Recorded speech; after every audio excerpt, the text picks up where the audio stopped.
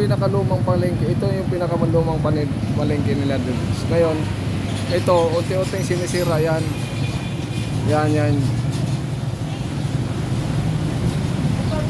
yung palengke nila dyan. Tapos ita-transfer ngayon doon sa ito yung malaking palengke nila ngayon. Kaya hindi pa tapos.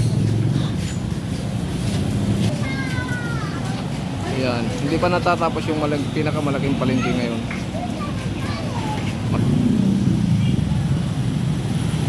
So pag natapos yung palengke guys, i-update ko kayo yung palengke ng Agao, pinakamalaking palengke ng Agao.